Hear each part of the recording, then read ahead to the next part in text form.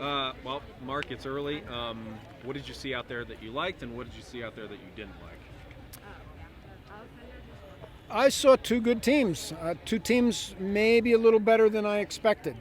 A year ago, the conditions were perfect and the stars were in alignment and people ran real fast, and I didn't expect to come close to those performances again this year, since we hadn't in the 16 or 17 year history prior to last year. But they did anyway. So despite my apprehensions or superstitions, people ran really fast, comparable to where we were a year ago, the women a little better. Do you feel like both, okay, so the women a little better. Do you feel like the men are about where they were last year, or a bunch of them were obviously older, so there's more experience?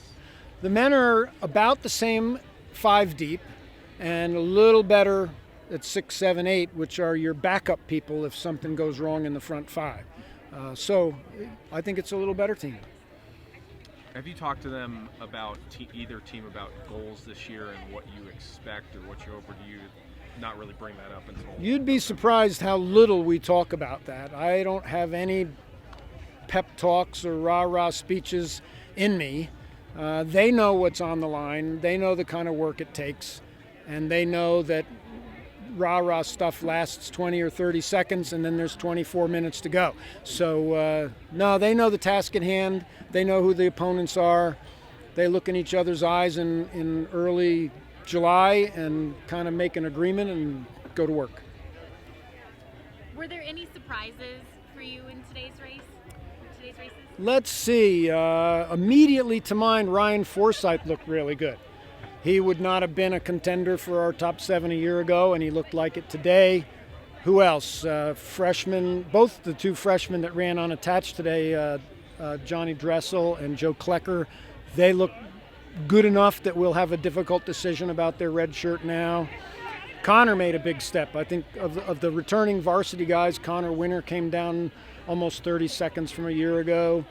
Erin Clark looked great winning, nobody to push her. A year ago, she was chasing people most of the way, so she ran only a handful of seconds faster this year, but this was basically a solo time trial.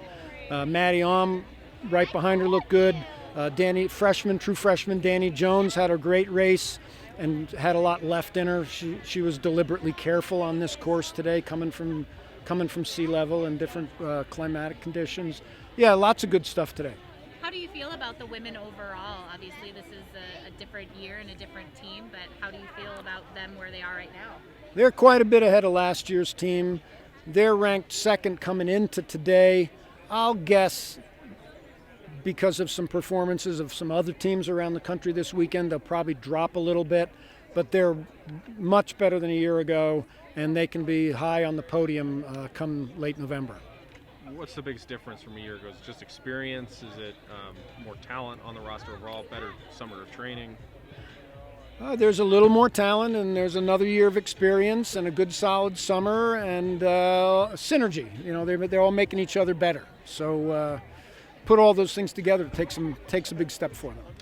Just in general, what is your goal coming into this race? What do you hope to see from your runners broadly? It's well, I don't know of a course where the conditions can more affect the times. This course can be really fast, as it was a year ago and it was today, but had that storm that passed through Longmont 10 miles north of here come through here, it would have been even 2 minutes slower for each race. So we can't really depend on times. It's not like a track meet. We kind of have to look at how they stack up, how they race against each other, how they looked to me. I stand off and I don't even look at the clock much. I just look at their posture and their faces, and that's what we tend to look at, is how they compare to one another, and if we get a good day, then we look at the clock. Are you encouraged at all by just their pack and their ability to race together? Well, in the today? NCAA Cross Country Championships, a tight pack is important, but if the first guy is 100th and the second guy is 100, the fifth guy is 110th, so what? So they need to be up front and they need to be tight, and yeah, last year I think they were 30 seconds and about the same again this year. Overall, what's your final thought on this race today? My final thought is both teams are where we wanted them to be, maybe a tiny bit ahead, and that now we have to manage the next 7 weeks carefully. Thank you. Thanks, everybody.